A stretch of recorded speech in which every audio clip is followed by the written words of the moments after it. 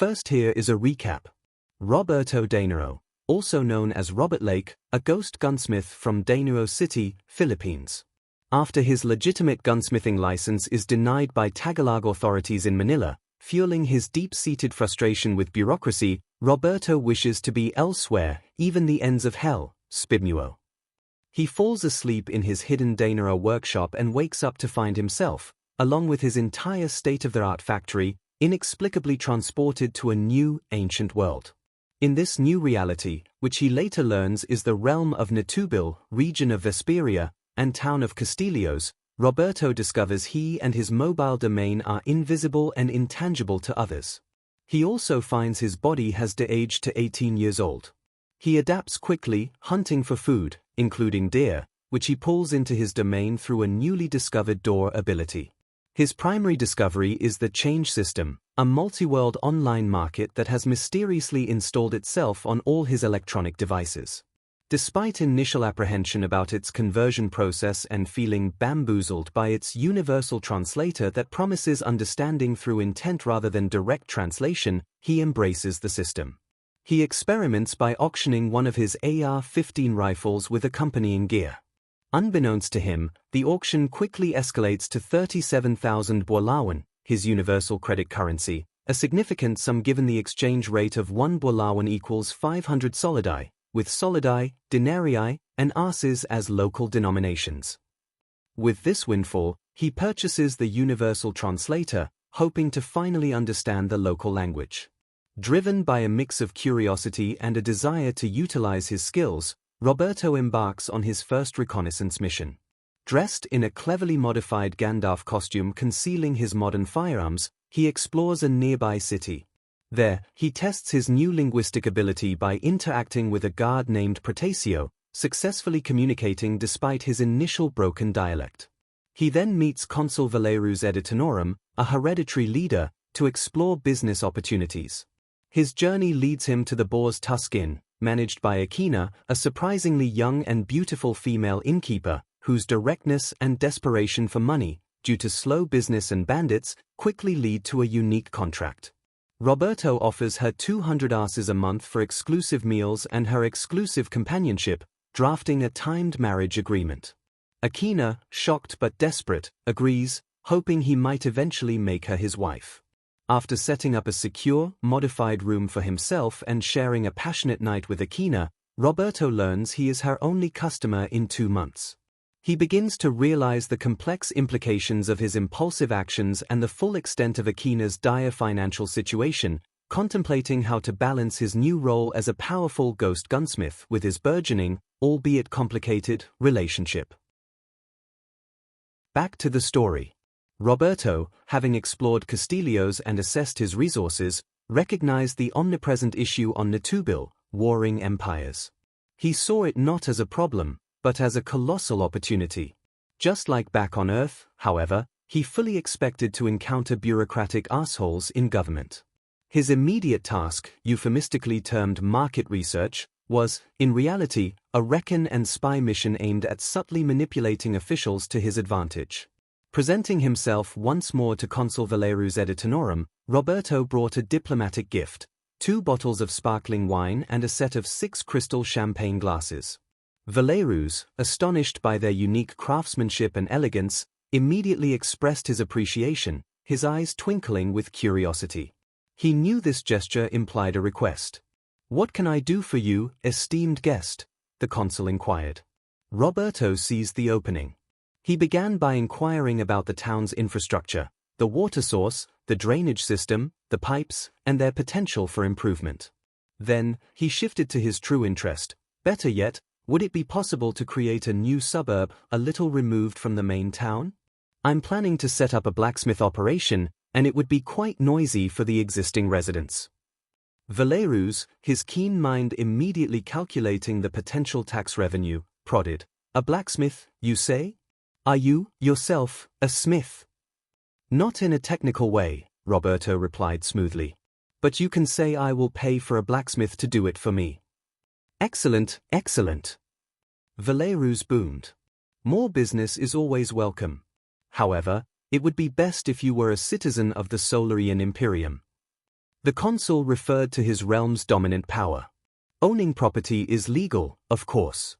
And it would significantly bolster your credibility if you were to marry a citizen. Roberto, ever pragmatic, pressed for details on the marriage laws. Valerus explained that the Solarian Imperium was legally monogamous, one legal wife. However, a man could have a maximum of 4 registered concubines, and seeing other women was generally tolerated. Property inheritance, crucially, was tied solely to the legal wife. Roberto asked for suggestions, but Valerus's advice was disappointing. Most women were already married, and daughters weren't legally permitted to enter such arrangements yet. Though, Valerus mused, the innkeeper, Akina, would be a good match. I'd even hoped she'd marry one of my own men, but she declined. Valerus sighed, a touch of paternal concern in his voice. Her family's inn is in decline since her father, one of my loyal men, died 6 years ago of old age. That's why I recommended it to you, hoping to help her. If I can persuade her to sign a contract, would that suffice? Roberto asked, his gaze unwavering. Valerus blinked, a flicker of surprise, then a weary nod. Indeed, if she agrees. Though I confess, he added with a soft chuckle, I hold little hope for such a thing. Roberto then turned to logistics. Should I purchase the property first, or marry her? And, more importantly, how much would the land be? Valerus quoted, within the town limits, it's around 400 denarii per hectare, or 100 denarii per quarter hectare. Roberto countered. What about a plot further north, around the bend of the river? He was thinking about his hidden domain. Given the warring times and bandit activity, Valerus, desperate for funds, didn't hesitate. For a quarter of a hectare there, it would be 10 denarii. And what if I were to capture these bandits? Roberto pressed, the gears in his mind turning. Would I need to organize mercenaries? And can one purchase slaves here? Roberto was already eyeing new income streams and labor solutions. Roberto's bold questions about bandits and slaves brought a gleam to Consul Valerus's eye. This foreigner was not merely interested in quiet craftsmanship. He seemed to possess a pragmatic, almost ruthless, streak that Valerus understood all too well in these trying times.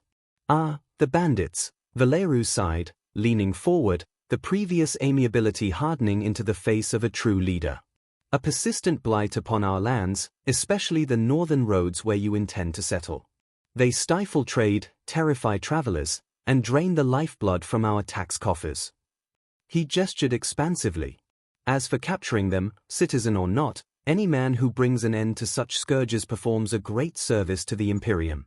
No, you would not need explicit permission to form a band of mercenaries, should you choose to. The law permits any citizen to raise and employ forces for the defense of their property, or to assist the public good when official legions are stretched thin. If you bring the heads of these brigands, or their captures, you would be well rewarded. Their captured goods, of course, would be yours to claim, by right of conquest, and the gratitude of Castilios would be immense. He paused, his gaze sharp. Are you experienced in such matters, Master Lake? You speak of it with a certain ease. Roberto offered a small, knowing smile. Let's just say I have a unique understanding of how to persuade such elements to cease their activities. As for organizing men, I believe I possess the means to acquire capable individuals. He carefully omitted any mention of how those individuals would be made capable. Commendable, truly commendable, Valerus nodded, clearly pleased. Such initiative is precisely what the Solarian Imperium needs. You would face no legal impediment. In fact, if you rid us of this plague, a formal commission from my office could even be arranged, offering you certain privileges. Then, Roberto posed his final question, and slaves? Can one purchase labor here? Valerus's expression softened slightly, then grew thoughtful. Slavery is, by the laws of the Imperium, permissible. War captives, debtors, and those born into servitude form our slave class. They are vital to our economy, though their procurement can be inconsistent. He paused, rubbing his chin. Unfortunately, in Castilios, and indeed, in much of this immediate region of Vesperia, we have no dedicated slave traders at present. The banditry has made the movement of such valuable goods too risky for regular commerce. He leaned back, gesturing vaguely to the west. Your best chance to purchase outright would be in the larger coastal cities to the west, perhaps in Vindos itself, where the Legion maintains larger garrisons and trade routes are somewhat more secure.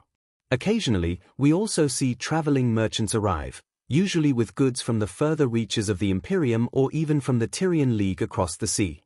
They sometimes bring a small number of slaves for sale, but it is rare and unpredictable.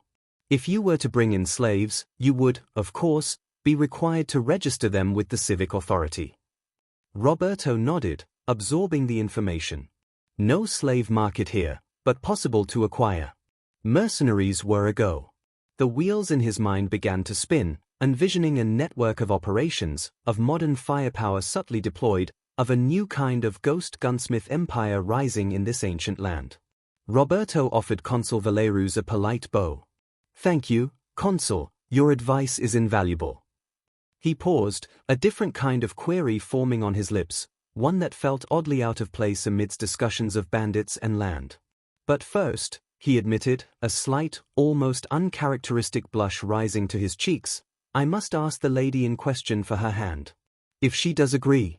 I am clearly smitten with her. What more advice can you offer me in such a matter?" Valerus raised an eyebrow, a knowing smile slowly spreading across his face. He'd seen this look before, the eager glint in the eye, the slight flush, the almost desperate sincerity. "Ah, a matter of the heart, then," he boomed, a genuine warmth entering his tone that replaced his earlier, more formal demeanor. "Well, Master Lake, it is good to hear you are smitten. Passion is a strong foundation, especially for a binding contract of the heart. Many a shrewd alliance has been forged on far less." He leaned back, his eyes twinkling with a mix of wisdom and amusement, a man who had clearly navigated his own share of romantic and legal entanglements. "If Akina agrees, your next steps are quite clear under imperial law and Vesperian custom, though the specifics are often intertwined. First, and this is crucial for the legal standing of your union, you must announce your intentions to the local magistrate. This isn't merely a suggestion, Robert, it's a formality, a public declaration of your intent to form a new household, a new economic and social unit within the empire. It ensures your union is recognized and protected by law, establishing lineage and property rights. There will, of course, be a small fee for the registration of your intent, and a separate one for the contract itself. The imperial coffers, Master Lake, never miss an opportunity to collect their due." "Then," Valerus continued, his voice softening slightly as he moved to matters of tradition, "you will need to present her with a dowry. Even in these modern times, with the imperial legions marching far and wide and commerce flourishing, a dowry signifies your ability to provide for her and acknowledges her standing within society. It needn't be vast wealth, indeed, for someone of your burgeoning station, a respectable offering is key. Perhaps a small parcel of fertile land that can yield crops, or a sum of solidi sufficient to establish her comfort. It's more than just a financial transaction, it shows your commitment, not just to her, but to her family line, even if her immediate family is diminished. It's a pledge of security, a promise that you will uphold her honor and welfare. Thirdly, a small ceremony would be appropriate. You are not of the noble houses, with their elaborate, week-long spectacles designed for political display. Yours should be a more intimate, yet equally significant, gathering of witnesses, trusted friends, perhaps close kin if any are nearby. A simple blessing by the local temple priest would solidify the union in the eyes of the gods and the community, even if your written contract handles the intricate legalities of property and inheritance.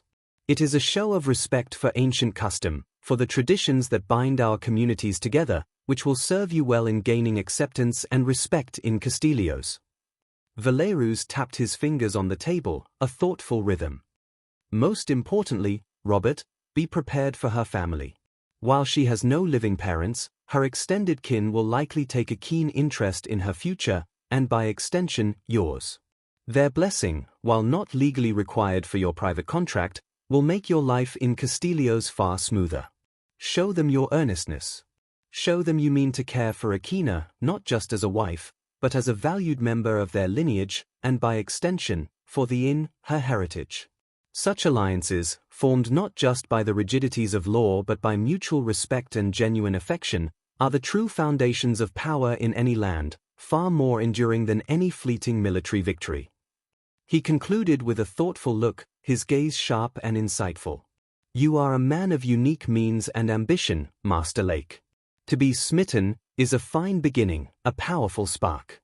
But remember, a good marriage, like a strong fortress or a flourishing enterprise, requires constant building and vigilance. It requires compromise, communication, and unwavering dedication.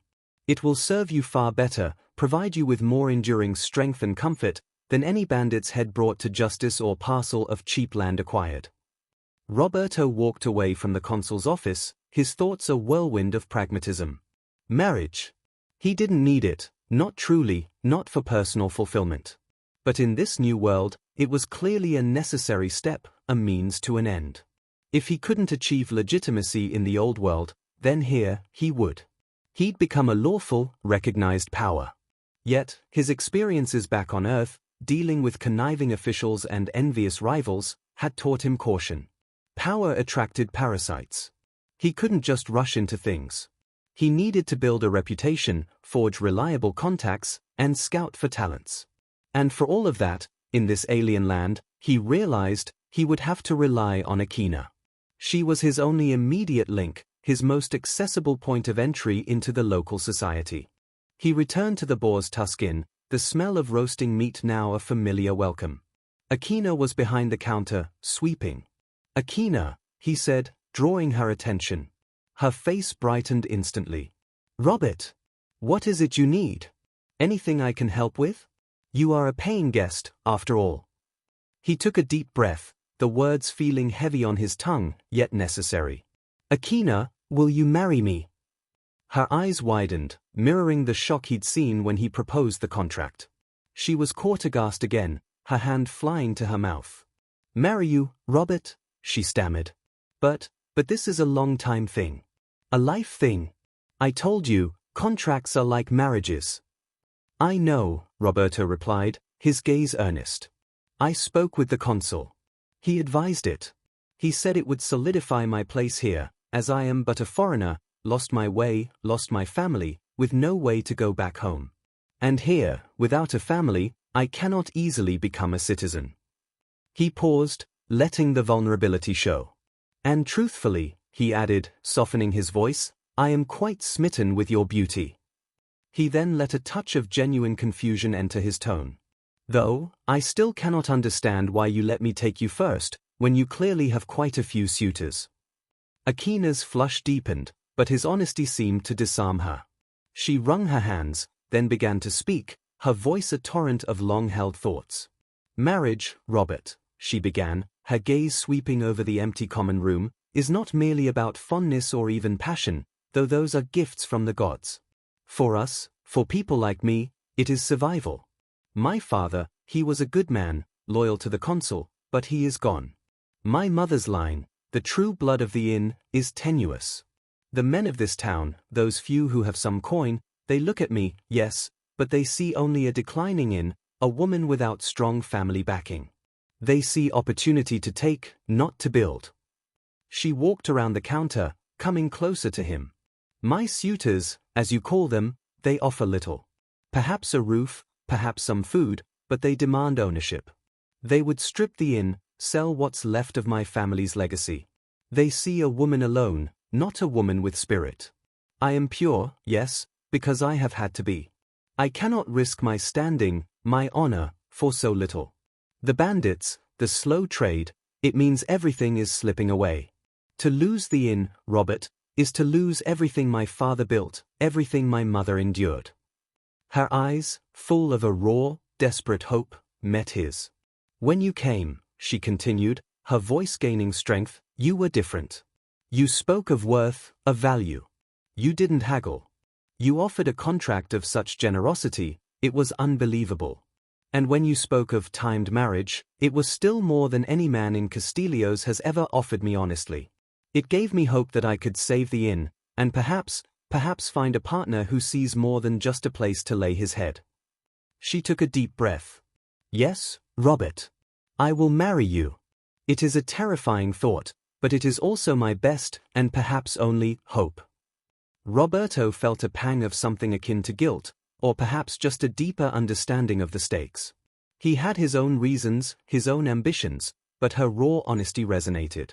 He quickly outlined the consul's advice. Consul Valeru spoke of registering our intentions, a dowry, a small ceremony with witnesses, and gaining the blessing of your family.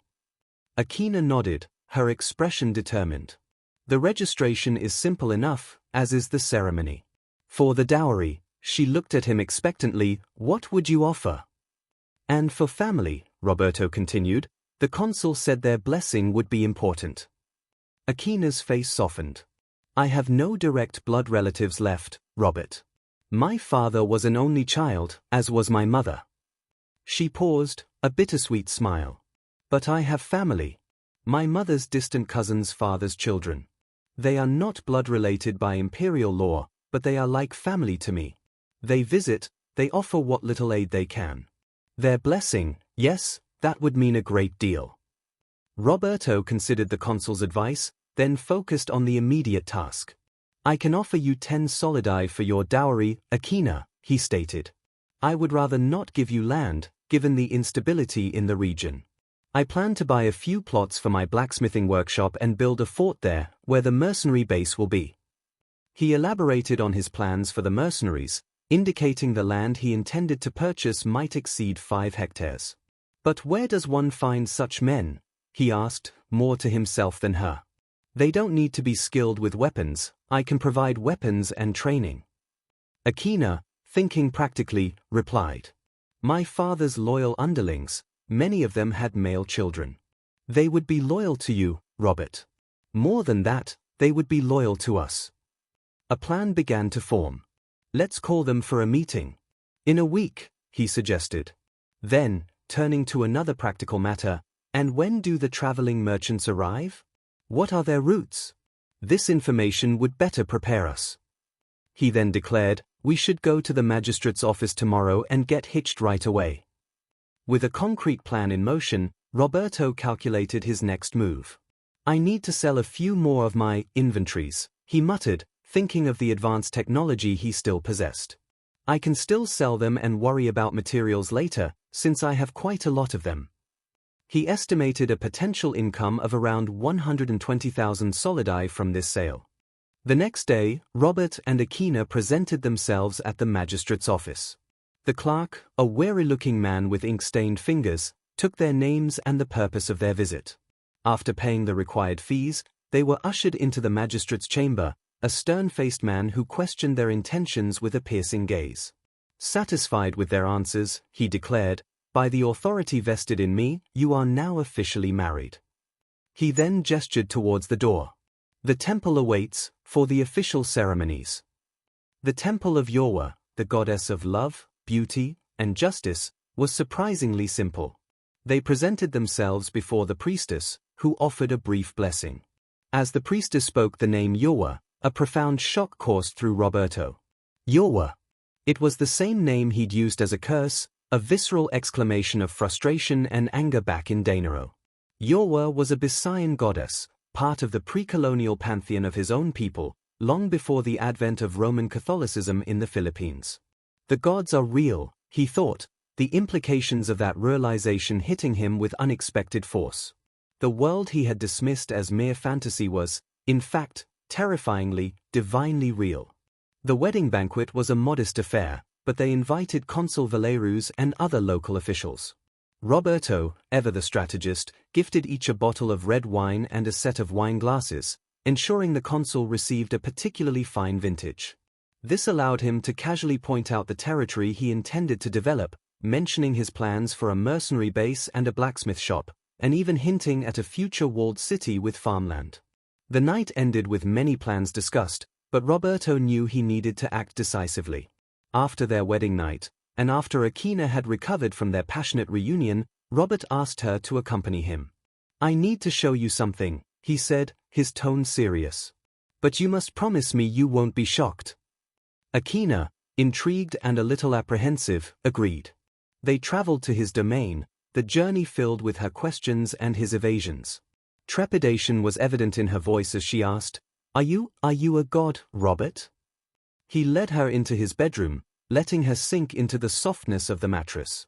She, of course, misunderstood his intentions, and they found themselves entangled once more. When they finally separated, she was amazed at the comfort. Can I stay here? She asked, her eyes wide with wonder. That's not what I wanted to show you, Robert chuckled, taking her hand and leading her towards the factory. He revealed his weapons, demonstrating their lethality. I cannot use these openly, he explained. I don't have enough. But they could conquer another territory. He paused, his gaze distant. But I cannot do it alone. He then showed her the repeater crossbow, its magazine promising rapid-fire volleys. He demonstrated the explosive arrows, their destructive power leaving Akina speechless. This, he said, a hint of sadness in his voice, is what's left of my world for me. Akina sensed his pain, a loneliness that mirrored her own. She listened as he narrated his experiences with his former government, the betrayal and the loss that had driven him here. They left his domain with 30 repeater crossbows and katana-inspired swords that resembled the kampilon, a weapon both elegant and deadly. The week passed quickly, a blur of strategic planning, further inventory assessments, and deepening intimacy between Roberto and Akina. She, still amazed by his domain and his incredible magic, was now utterly convinced of his potential. On the agreed-upon day, as the morning mist still clung to the hills outside Castillo's, around 10 men, weathered and hardened, arrived at the Boar's Tusk Inn.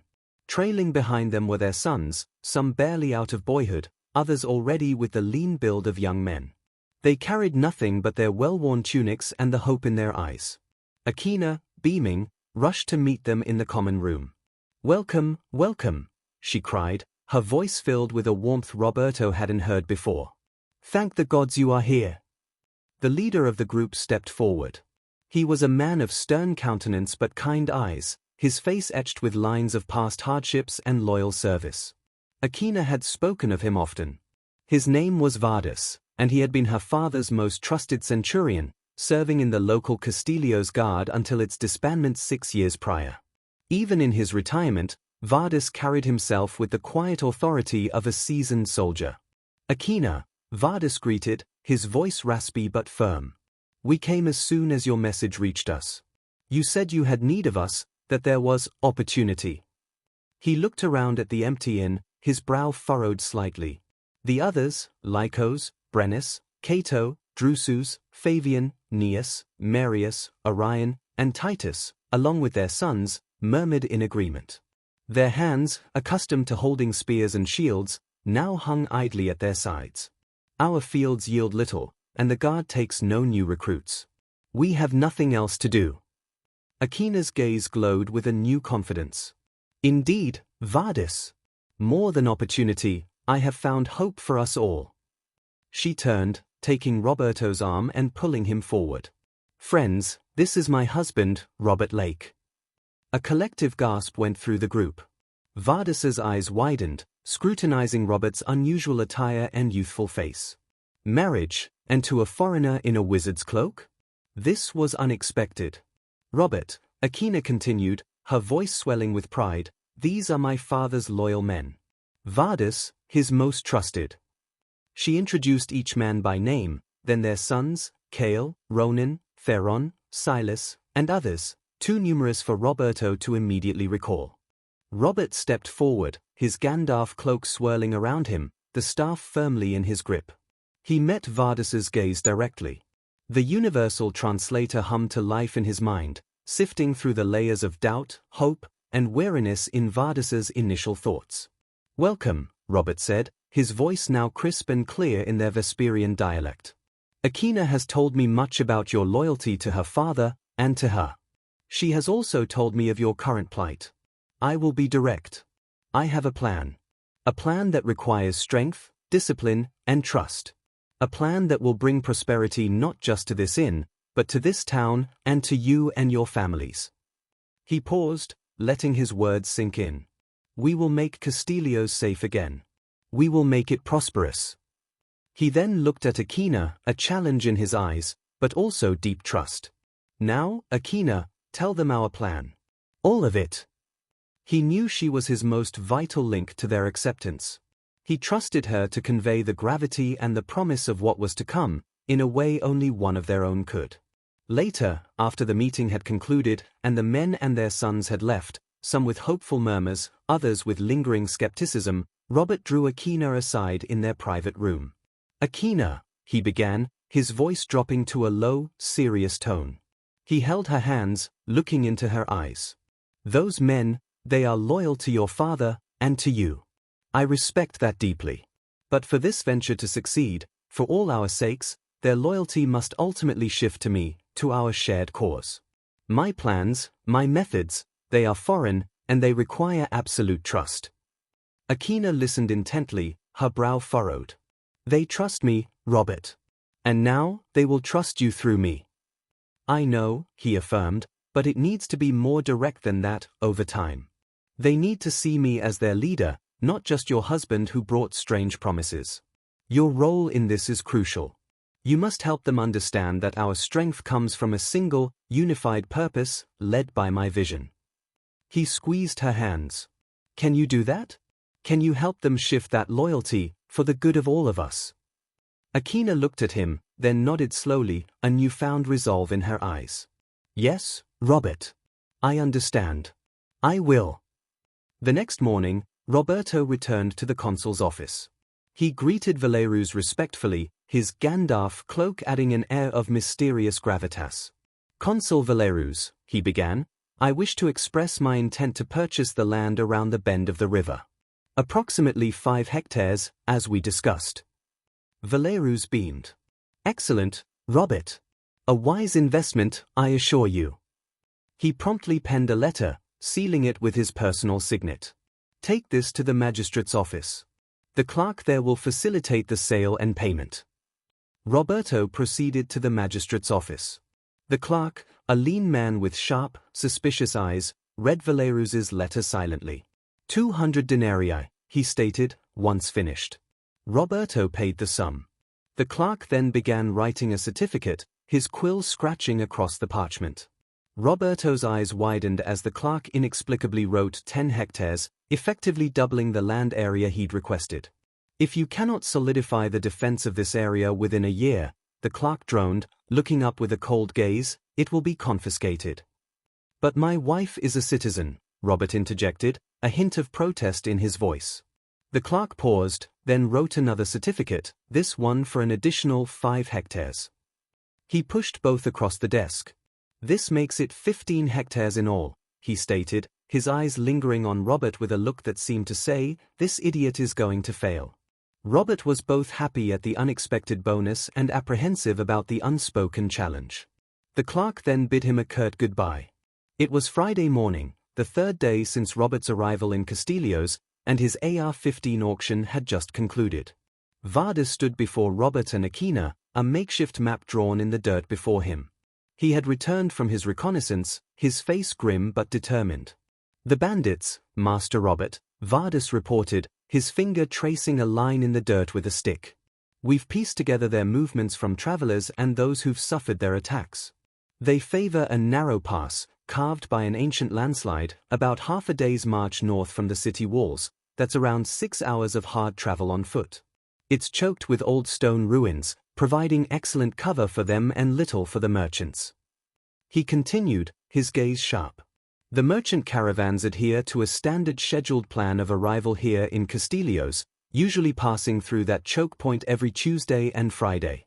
They typically enter the pass between mid-morning and noon, a time when the sun is high and offers them no shadows for concealment.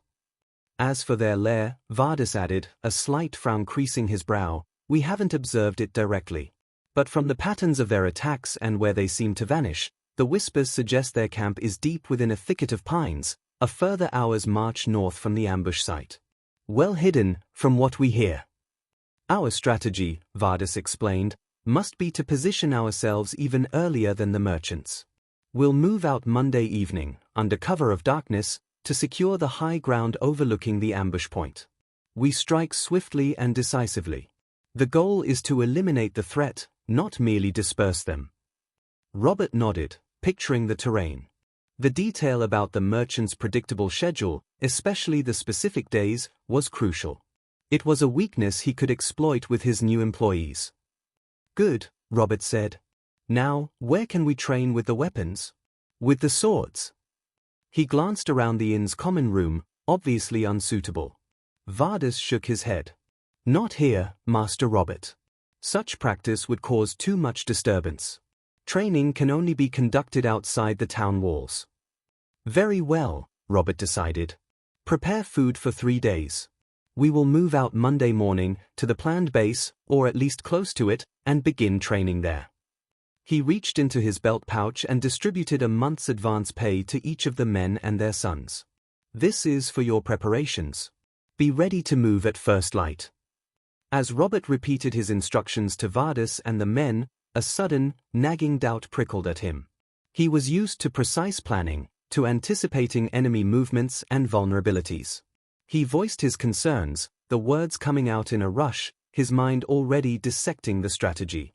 "Wait a moment," Robert said, his brow furrowed.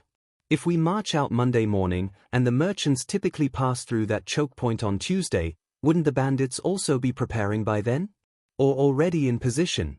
Wouldn't they notice us moving into place, even if we go early Monday?" He looked from Vardis to Akina, then to the other men. "That would mean they'd be forewarned, and our element of surprise would be lost." He continued, his gaze sweeping over the group. "Perhaps we should go even earlier. We might catch them planning the attack, or preparing for an ambush. We could anticipate their exact positions. Or, perhaps, we move in, ascertain their numbers and precise positions, then regroup to plan our actual attack. Do we have any firm information on the number of bandits that usually comes for these attacks?" Vardis listened intently, his gaze unwavering, a flicker of thought in his weathered eyes. He considered Robert's questions, a blend of caution and a different kind of strategic thinking that Vardis wasn't accustomed to. "You speak wisely, Master Robert," Vardis replied, his voice measured. "Your concern for surprise is well-founded. When we scouted for information, we did so discreetly, gathering whispers from nervous travelers and wary merchants. Our focus was on their ambush points and the patterns of their attacks, not on observing the bandits themselves. Doing so would risk exposure, which we avoided." He continued, addressing the new suggestions. "As for moving in to ascertain their numbers before striking, that would require more time, and more men on direct observation. Our numbers are few, and remaining hidden for extended periods, especially near their suspected camp, carries great risk. Our traditional approach has been to strike when the opportunity is clear, relying on courage and direct engagement." Vardis sighed, then added, "Regarding their numbers, the reports are always inconsistent. Some say a dozen strong, others speak of 24, or even more when they consolidate. It shifts. They are never in one fixed number. We know them to be a fluid, opportunistic band, swelling their ranks with drifters and desperate men when a rich caravan is rumored." He paused, looking at the assembled men, then back at Robert. "We have no firm count, Master Robert. We expected to engage them as they appeared." His unspoken question hung in the air. "Can your means, tools, and training make up for this uncertainty, Master Robert?" Robert listened to Vardis, his gaze unwavering. He understood the practical limitations, the risks of prolonged reconnaissance with limited men. "You are right, Vardis," he conceded with a nod. "Our numbers are few, and stealth is paramount. But we can fight hard, or we can fight smarter. We have to use every advantage we have." He reached into a large, canvas sack he'd brought, pulling out a sleek, compact weapon made of dark wood and gleaming metal. It wasn't a traditional bow, nor anything they recognized. It was one of his repeater crossbows. Vardis and the men leaned forward, their expressions a mix of confusion and curiosity. "This," Robert announced, holding it aloft for them to see, "is a tool that can multiply our strength." He then moved to a thick plank of wood he'd set up earlier. With a fluid, practiced motion, he demonstrated the crossbow. Thwack! An arrow buried itself deep. Then, with a quick pull of a lever, thwack! Another, almost instantly. He fired 5 arrows in rapid succession, each striking the target with deadly accuracy, forming a tight grouping that defied any conventional archery. The men gasped. Vardas's eyes, usually so stoic, were wide with astonishment. The speed at which the weapon reloaded and fired was utterly alien to them. They had never conceived of such a thing. They stared at the small, precise holes in the wood, then at the mechanism in Robert's hands. "It's not that fast," Robert said, noting their stunned faces, a slight smirk playing on his lips. "You have to properly time the arrow's leave before you pull it down to load another. You learn the rhythm." The men exchanged bewildered glances. "Not fast?" Their expressions seemed to convey. Where could you find an archer, even a master, who could loose arrows so quickly? The truth, a monumental one, dawned on Robert as he watched their reactions. No one in this world had ever seen a crossbow before. The weapon he considered merely a step down from his firearms was, to them, a technological marvel. The gap was far wider than he'd imagined. The inn's common room fell into a profound silence, so deep that Roberto felt he could hear a pin drop. All eyes, wide with disbelief and wonder, were fixed on the repeater crossbow in his hands. Then, from the cluster of younger men, a second-generation soldier, no older than Robert himself, stammered, his voice choked with excitement, Are we going to have one each?" The others glared at him, a collective look of disdain for his lack of humility, but Robert merely smiled. "Yes," Robert answered simply, his voice cutting through the tension. "I have 30 of them. We need to get rid of these bandits so that we can set up our base. Once we're secure, we can make more of these, and sell them to other lords, while I also design and make new, even better ones." Suddenly, the silence shattered. A cacophony of cheers and joyous shouts erupted, filling the room. The men's morale, which had been flagging under the weight of their desperate circumstances, had clearly been raised 1,000-fold. Hope, tangible and bright, illuminated their faces. Robert waited for the initial excitement to subside slightly, then continued, raising the crossbow to emphasize his point. "That is why I said we need to be there ahead of time, to observe them. Then, we can slowly slaughter them with our silence, with our crossbow." Vardas, caught up in the surge of energy, found himself echoing the old rallying cries. "Death to the bandits," he bellowed, and the men roared back in unison, their voices thundering through the inn. "So," Robert pressed on, "I think we should all practice with our weapons first and familiarize ourselves with them. It's best that we move out now, so we can go to the forest and begin practicing with these weapons. By first light, it will only take us less than half a day's walk to reach the ambush site." He looked at Vardas. "With that, we can continue to practice while others can reconnoiter the area more thoroughly. And if it's possible, we should only attack them when they attack the caravan. That should give us good enough evidence to show the magistrate that they are truly bandits, lest we be called one." Vardas, his face still flushed with the surge of morale, nodded sharply. "Master Robert, your wisdom is beyond your years. To strike only when they attack, that is indeed the path of justice, and it leaves no doubt of their villainy." He glanced at the crossbow, his respect for Robert deepening with every revelation. "And these crossbows, their speed, their power, this changes everything." He turned to his men, his voice ringing with renewed authority. "You heard the master. Prepare your provisions for 3 days. We will move now. We will learn these new weapons, and we will strike down the blight upon our lands. For Castillo's. For the inn. For Master Robert." The men, still buzzing with excitement, began to gather their meager belongings, a sense of purpose animating their movements for the first time in years. "Yes, Master Robert," they chorused. "We will be ready." Before they left the inn's hall, which was closed off for their meeting, Robert personally handed each man their advance payment. Then, to their astonishment, he presented them with their new gear. Each received a new sword, its design reminiscent of the Campilon, a weapon of sleek, curved power crafted with Earth's modern metallurgy, possessing a strength and sharpness far beyond anything they'd ever wielded. Alongside it, he gave them one of the advanced repeater crossbows, complete with a sling like those used for modern firearms. He also distributed bags containing 10-round magazines, each preloaded with arrows, ensuring every man had 10 magazines ready. He still had more back in his domain but would bring it along later. After each man had returned home to prepare their provisions and enjoy a hearty meal, they all reconvened at the inn, which now served as their initial base within the town. Robert had managed to rent a horse and a cart, where they carefully loaded their combined provisions. Food was paramount during expeditions, especially for 20 men. To manage logistics, he hired a driver for the cart and an assistant, as well as 2 cooks. 2 hours into their march from Castillo's, the group arrived at a small clearing deep within the forest. "All right, Kale," Robert called out to one of the younger men, who had quickly shown a knack for organization and fire starting, designating him as the lead cook. "Set up camp here and start preparing some food. The provisions everyone brought are now our backup." Robert then explained his own contribution. "I've got a few boars and deer I stacked up. Need to get rid of them, they are filling up the freezer." He then added a crucial instruction, "And Kale, spread the smoke sideways.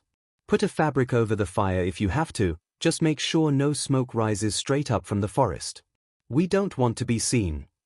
While the cook set to work, Robert began setting up target planks. He gathered the troops around, his voice calm but authoritative. "All right, everyone. Let's get familiar with your new toys." He slowly demonstrated the crossbow. "First, you aim. Like this." He pointed out the 2 key points. You must align the front sight with the rear sight. He patiently guided each man's hand, ensuring they understood. "And once they are aligned, just pull this lever here. This is called a trigger." It didn't take an hour for them to get the hang of shooting well. The crossbow's inherent accuracy, combined with Robert's simplified aiming method, made it remarkably intuitive. "You all have been great learners," Robert praised, "even faster than I expected." The next step was mobile training. He had them move around the clearing while firing at the targets. "Now," he instructed, "what we should be doing next is learning to shoot while moving back, retreating, when we are being chased. Conversely, when the enemy is on the run, we chase and shoot at them without stopping." He envisioned a dynamic battle where they could maintain offensive fire even while repositioning. The next phase of the training, which will happen in the future, will be for shooting while mounted on a horse. Following the crossbow drills, they practiced with their new blades. The men quickly grasped the principles of the Campellan-inspired swords, marveling at their balance and superior edge. They realized these blades were far better in strength and sharpness than their old, clunky swords. After practice, they all ate their fill, the cooked meat and other provisions a welcome reward. Each part of the nascent organization did its part. The cooks, along with the driver and his assistant, helped clean up the dishes efficiently. As night began to settle, Robert gave Vardis his final instructions for the night. "Vardis, replace the guard duty every 2 hours." He then handed Vardis a small, clear hourglass that precisely measured an hour. "When the sand runs out, you know it's time to change shifts." Before daybreak, the camp stirred. After a quiet breakfast, Robert distributed another unexpected piece of gear, ghillie suits. Each man received one. "This," Robert explained, holding up a tangle of fabric and synthetic foliage, "is the secret to our stealth. It confuses the eyes. It makes you part of the vegetation." Earlier, he had already demonstrated it.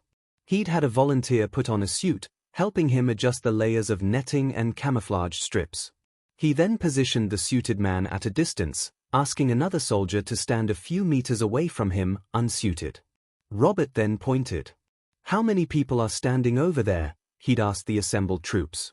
"One," they chorused, looking at the clearly visible soldier. Then, Robert had instructed the ghillie-suited man to wave. He repeated the question to the assembly. A murmur of astonishment rippled through the group. "Two," they exclaimed, their eyes widening in disbelief. The ghillie suit was, to them, nothing short of magic. Now, with the full team ready, Robert assigned 5 men as scouts. One would remain close to the main body of troops. The other 4 would fan out, 2 to their left and 2 to their right, moving ahead of the main group. He instructed them to use a series of basic hand signals he quickly taught them, signals specific to this operation, a new, silent language for the battlefield. This, too, was a completely novel concept for Vardis and his men. Robert then distributed the remaining ghillie suits to the rest of the men, having them put them on immediately. Only the cooks and the wagon driver remained in their regular attire. The transformation was remarkable, men seemed to melt into the dappled light and shadow of the forest. 2 hours into their march, as the group moved steadily north, a rapid hand signal from the left flank's lead scout shot through the foliage, relayed to Vardis, and then to Robert. Movement. Infantry. The scout, a man named Orion, soon returned to Vardis and Robert, moving with practiced stealth. His signals had been precise, but his hushed words carried more detail. Master Robert, Vardis, Orion whispered, his voice taut with suppressed excitement. There's a group ahead, about 40 or so, moving along the merchant road. Dressed like soldiers, yes, in rough military tunics, but... He shook his head. They are not military. Not truly. It takes one to know one. Their formations are loose, their discipline sloppy. No true legionnaire would march with such ill regard for order, nor carry themselves so carelessly. They are not trained soldiers like those in Castillo's, or like what we once were. He then repeated the hand signal, unmistakably. Bandits. Robert quickly signaled for everyone to close ranks, gathering them around him in a tight circle amidst the dense foliage. Everyone, he began, his voice low and firm, we all put on these now. These are designed to make you disappear. The men exchanged bewildered glances at the strange, leafy garments. These, what are these, Master Robert? One of the younger ones asked, bewildered. This, Robert clarified, gesturing to his own camouflaged form, is designed to confuse the eyes. It makes you part of the vegetation. A moment of silence, then a keen-eyed soldier named Marius, who had been studying the material and saw the demonstration, let out a low whistle. It's like a phantasma verde, he breathed, his eyes wide. A green ghost. A murmur of agreement rippled through the group. The nickname seemed to stick instantly. The green ghost, others echoed, and a collective sigh of awe went through them. Robert nodded, satisfied. Exactly. This phantasma verde is our cloak. He continued, his gaze sweeping over each face. We have to let the cart proceed along the road as planned. All of us, the rest of the fighting men, must blend into the forest, into the very greenery itself, like specters. Vardis, he addressed the seasoned leader, you will assign positions. We expect them to come and see the cart. We have to wait. Wait for their reaction. Should they ask for money, or, more importantly, should they attempt to steal our provisions, we shoot. No questions asked. No hesitation. Not long down the road, the bandits appeared, dressed in rough tunics and leather, much like Roman soldiers, the only way Robert could describe them. He watched from his hidden position as they hesitated, clearly observing the cart, looking for guards. Like clockwork, a figure emerged, clearly the leader. He wore a distinct helmet and armor compared to his subordinates. He was accompanied by 3 other men. Halt! The bandit leader bellowed, striding forward and demanding the cart to stop. Give us the whole package. Naturally, the cart driver, a grizzled veteran himself, was irked. The provisions were his responsibility, hired by Robert. He resisted. By whose authority do you claim this? The driver protested, recognizing the bandit's empty bluster. This area falls under the consul's authority. The leader laughed, a harsh, grating sound. By us, he declared haughtily. By the authority of the Crimson Hounds. His laughter was joined by his subordinates. Robert, hidden in the dense foliage, felt sweat begin to drip. His finger twitched on the trigger of his AR-15. Every instinct screamed to open fire. But the disciplined soldiers, unlike Robert, understood the nuances of this world's law and combat. They waited. Finally, the bandit leader, perhaps trying to gather more intimidating words, threw his head back and laughed again. By the authority of the Crimson Hounds, I am confiscating these provisions, he roared, and a chorus of laughter erupted from his men. As he spoke, the rest of the bandits came out of hiding, surrounding the cart, drawing their crude swords and rusty spears. As soon as the leader invoked a different authority, an authority outside that of the consul, it was the signal the veteran soldiers had been waiting for. These men had fought hard for this territory, and these rogues thought they could simply take what wasn't theirs? The sub-leaders, or team leaders as Robert now thought of them, instantly began assigning shooting vectors with practiced, silent hand signals. The instructions rippled down the line, each hidden phantasma verde preparing. As soon as everyone was set, Vardis, who had taken the lead position, gave the silent signal. A deadly volley of arrows, loosed from the repeater crossbows, tore through the air. They all came out of hiding then, moving with chilling precision. It was over in less than a minute. The initial barrage had decimated the bandit ranks. Yet, some were still alive, wounded and screaming. With the crossbow's rapid-fire capability, their suffering wouldn't last much longer. Robert noted the survivors. Good, he thought, still alive for investigating. Or rather, interrogation. He mentally added a familiar protocol to his internal operations manual: torture. The precision of the attack had been chilling.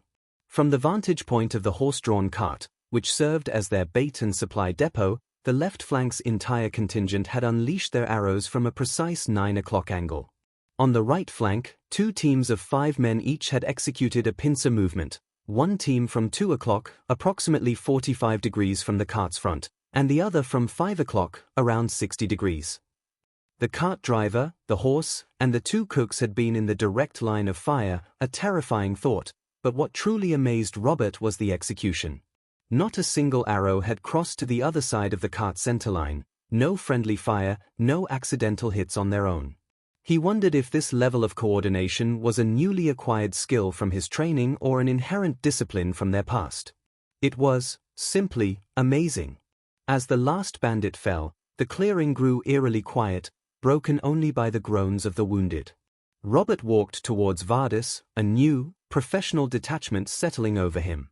"Vardis," Robert began, his voice calm, "I need an audit." Vardis stared blankly, his brow furrowing in confusion. "An audit, Master Robert?" Robert rephrased, gesturing vaguely to the carnage. "Yes.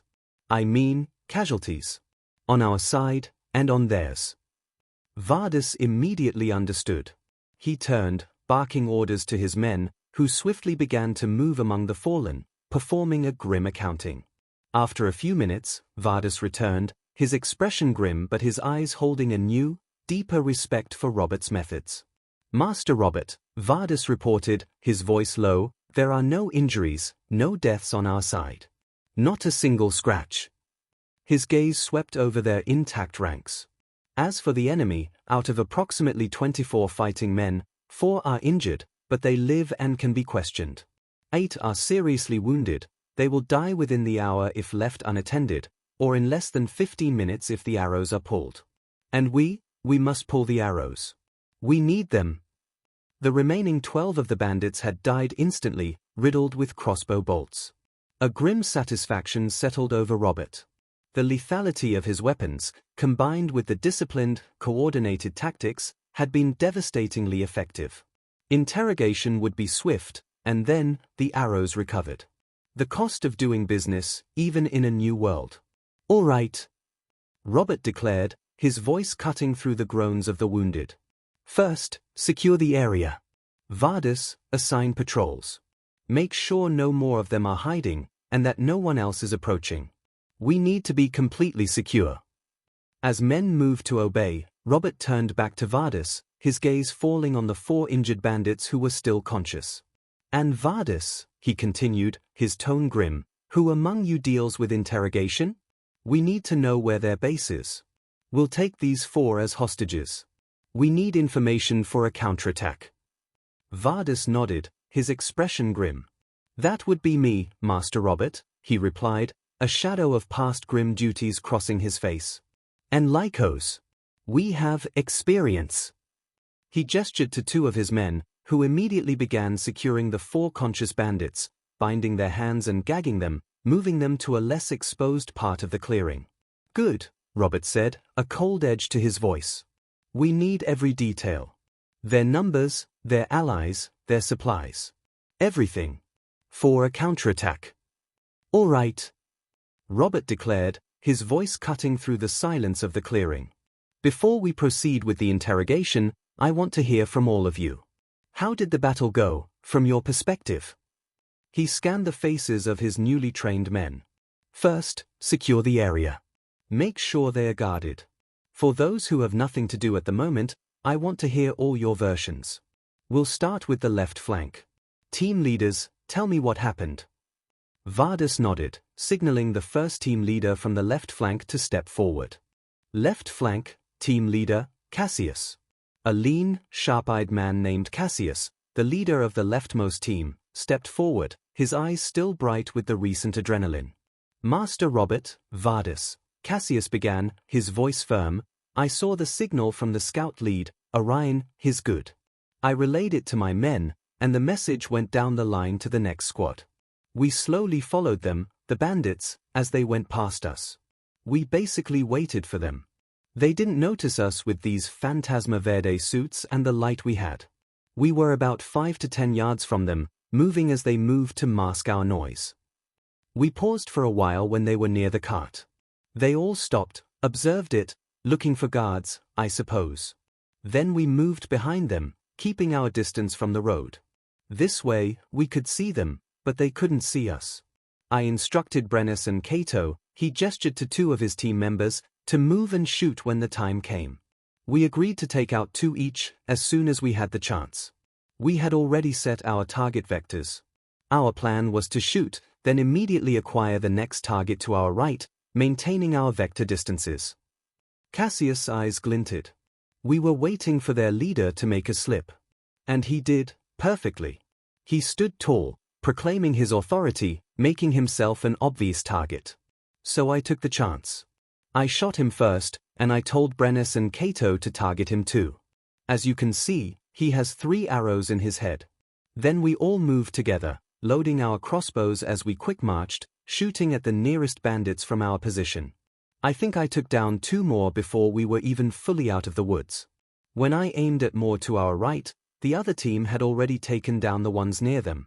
And to our left, there were a few trying to flee, so we shot them as well and ran after them. But it was the teams on the right flank that finished them off quickly, they ran straight into their fire. After Cassius' brief, Brennus and Cato stepped up, their accounts mirroring his, though Brennus admitted, I was just waiting for Cassius to shoot first, then I followed. It was exhilarating. Cato simply nodded in agreement. Left flank, second team leader, Fabian. The leader of the second team on the left flank, a stoic man named Fabian, came forward. His version of events carried a different weight.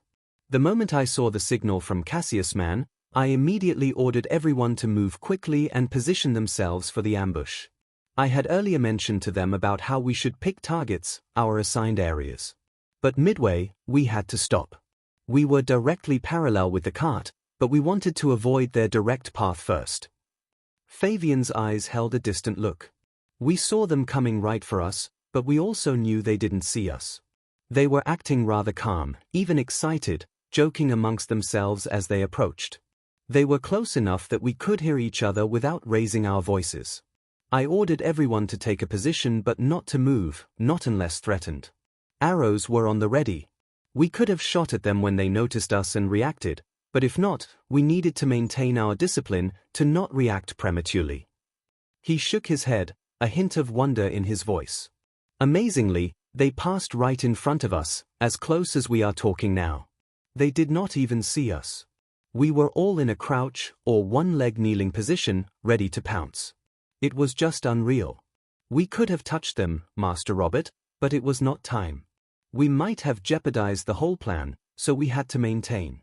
Then, when we heard their leader talking so mightily, and their laughter started, we moved quickly near the forest edge to prepare ourselves to shoot. Since we all agreed on our area vector, I had them wait until I gave the command. When he confirmed his authority twice, I said, shoot, and everyone started firing. We downed 2 each. Then we moved out of the forest, aiming our crossbows at the remaining forces as we marched forward. I know I hit a few, perhaps 2, but they were able to run. I cannot ascertain what happened next because I paused to check the situation of the cart first before I could think of what to do next. One of Fabian's team members, a younger man named Silas, stepped forward, his face pale. It was my first time in battle, he confessed, and I was scared. I couldn't believe the nerves of our team leader, Master Fabian. I even accidentally shot my arrow, but luckily, it lodged in between 2 tree stems and didn't make any noise. It was muffled by the large leaves. I was not able to hit anyone during the first volley, but I made up for it with 2 hits as I was running after them. The other members of Fabian's team shared similar stories from their immediate team lead, all echoing the surreal experience of the bandits passing so close, unseen. Right flank, first team leader, Nias. From the right flank, Nias, a gruff but dependable man, strode forward. His report was more direct. Master Robert, Vardis. We arrived a little late to our positions. When we saw the bandits, they had already surrounded the cart. So we all ran towards it, crossbows on the ready. Then the battle started so quickly, it was a chaos of silence. Some of them, those who tried to run, went right for us, so we shot at them at close range. They couldn't escape. They died right away when the arrows hit their head. That one over there, he pointed with his chin, it pierced through his eyes, then up. We moved closer to where the other dead bodies were. Some were still alive, asking for mercy and leniency for their lives. Nias's team members all unanimously confirmed his account, their faces grim from the close quarters engagement. Right flank, second team leader, Marius, yes, the same Marius who named the ghillie suit. The leader of the last team on the right flank was Marius, the very man who had coined the term Fantasma Verde. We could see the cart from our distant position, Master Robert, but going further out would have compromised our location and even jeopardized the hunt, Marius began. Similarly with Nias's team, we had them coming right for us. Although we didn't reveal ourselves directly until after the first volley from the left. Their path was directly towards us, and we couldn't help but shoot. Then we came out of hiding and made sure they were dead, not pretending, Marius continued, his eyes hard. His team members echoed his account, but with one stark difference. They had primarily used their Campellan-inspired swords to finish off the remaining enemies. Those Campellans are one sharp sword, I must say, one of his team members chimed in, wiping blood from his blade. They cut through everything. Robert looked at the men, their faces still etched with the raw emotions of battle. After a battle like this, he began, when you were still active in your legions, did you ever do this? Sit down and share your view of what happened. The answers were varied. Most shook their heads. No, Master Robert, Lyko said. We would be tending the wounded, securing prisoners, and then marching. Such talk was for the officers, later, if at all. Some, however, nodded slightly. Yes, Marius offered, but not like this. Only when it was a major victory or a great defeat, to understand where we went wrong or what we did well. And not usually with every man. This, gentlemen, Robert explained, gesturing around the clearing, is what we call a debriefing. Ideally, we should be doing this after you've had some rest, but I wanted to hear it now. Because I want to ask the next question. He paused, letting the words sink in. Does the left flank know where the right flank teams are at this moment? Yes, they chorused, a few nodding. And now, do the right flank leaders know where the left flank teams are at the moment? Yes, the right flank leaders confirmed. Robert nodded, then his expression turned serious. It's also my fault. I didn't see this through, I forgot to mention a crucial detail. In ambushes like this, especially when using the crossbow. He picked up a stick and drew a square on the ground. Imagine this square here is the cart. And these excess are the enemies, right? Everyone nodded, following his impromptu diagram. Then these circles, he drew circles around the excess, indicating their positions, are us. Are we all following? Again, silent nods. The crossbows, Robert continued, his stick drawing lines from the circles that crossed over the excess and extended beyond them, are not good to shoot at the enemies if our positions are directly across each other. It would be alright if we were at a higher elevation and the targets were below. But like this, what if we miss our targets? He paused, his gaze sweeping over them. No one answered, their eyes fixed on the diagram. Robert then drew a chilling line from one circle, crossing the XS, and connecting to another circle on the opposite side. Then, we kill each other. You know how powerful and accurate these weapons are, correct? A ripple of understanding, cold and stark, passed through the men. Their eyes widened as they realized the terrifying mistake they could have made. But, Robert continued, his voice softening, this situation, this predicament, had great timing. What happened here is that, in my country, we call this a classic ambush. The positions we took are what we call a planned ambush. He drew new lines, emphasizing the flow of the attack. The left flank teams are the main ambush elements here. He indicated the area. This, he drew a concentrated zone of fire, is what we call the killing zone. It doesn't matter if the enemy is not entirely within it, because if they fight, the shooting team, or the main ambush team, can always fight.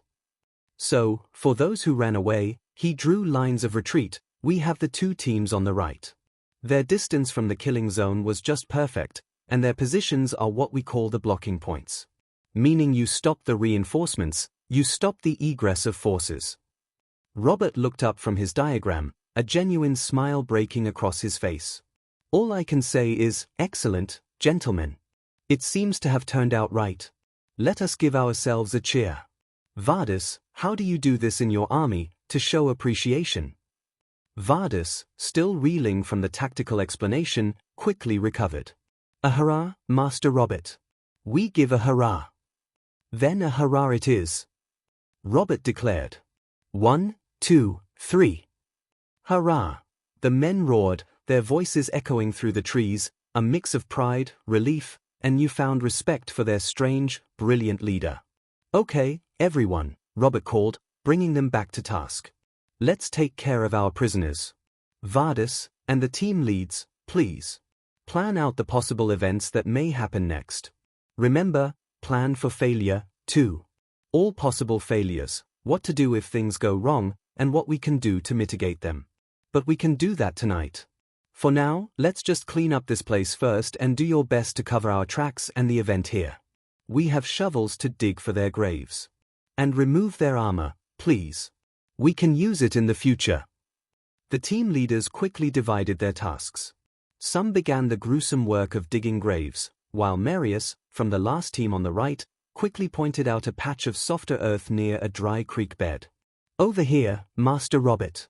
This will be easier, he called.